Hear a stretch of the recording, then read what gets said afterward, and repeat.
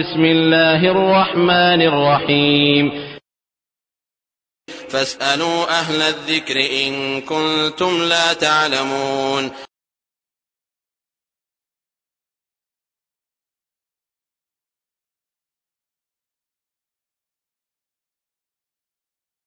আসসালামু আলাইকুম ওয়া রাহমাতুল্লাহি ওয়া বারাকাতুহু।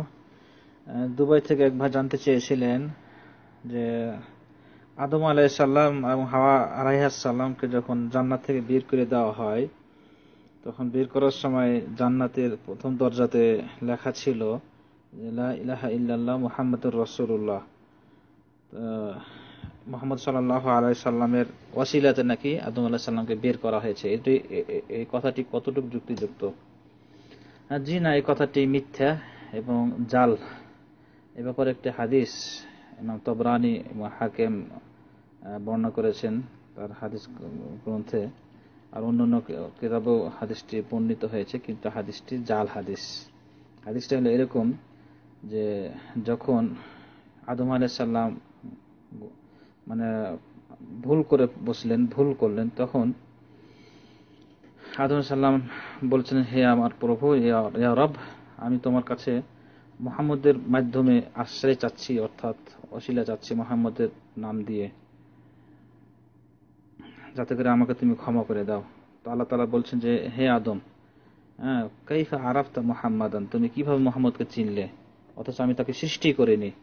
তখন আদম আলাইহিস সালাম বললেন যে আমাকে তুমি তোমার হাত দিয়ে সৃষ্টি করেছো এবং আমার ভিতরে রূহ ফুঁকে দিয়েছো।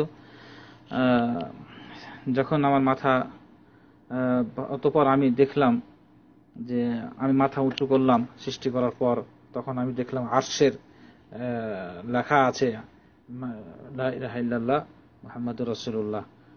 তখনই আমি জানলাম যে তুমি যাকে পছন্দ করো, ভালোবাসো, তার নামটি এখানে উল্লেখ করেছো। তখনই আমি জানলাম এই মুহাম্মদের নাম। তো আল্লাহ তাআলা বলছেন, তুমি সত্য বলেছো হে আদম। তো যখন তুমি এটা করলে, তখন আমি তোমাকে ক্ষমা করে দিলাম তার ওসিলাতে। মুহাম্মদকে যদি সৃষ্টি না করা হতো, তাহলে তোমাকেও সৃষ্টি করা হতো না। এই হলো হাদিসের সারসংক্ষেপ। তো এই হাদিসটি ইমাম আলবানী বলেছেন যে জয়ীফ না, জাল হাদিস, মওজু হাদিস, এবং সকল সালফে সালেহিনদের মত যে এই ধরনের কোনো হাদিস নাই যে লা ইলাহা ইল্লাল্লাহ আরশে লেখা ছিল অথবা জান্নাতে লেখা ছিল। আর একটা হাদিস আছে, কিছু কিছু ওই শিয়ারা বিশ্বাস করে যে মুহাম্মদের নাম আরশে লেখা ছিল, ফাতেমা হোসেনেরও তার সাথে নাম লেখা ছিল। এটা আসমান জমিন সৃষ্টি করার 2000 বছর পূর্বে। হাদিসটিও জাল। তো এই ধরনের কথা বিশ্বাস করতে হবে না যে রাসূলকে সৃষ্টি করা না হলে দুনিয়া সৃষ্টি হতো না, রাসূলের নাম আগে থেকে লেখা ছিল, রাসূলের নাম আরশে লেখা ছিল আদম আলাইহিস সালামকে সৃষ্টি করার পর বা আগে। এই ধরনের হাদিসগুলো জাল হাদিস, এগুলো বিশ্বাস করতে হবে না। আল্লাহ তাআলা আমাদের সঠিকটা বোঝার তৌফিক দান করুন। জাযাকাল্লাহু খাইর।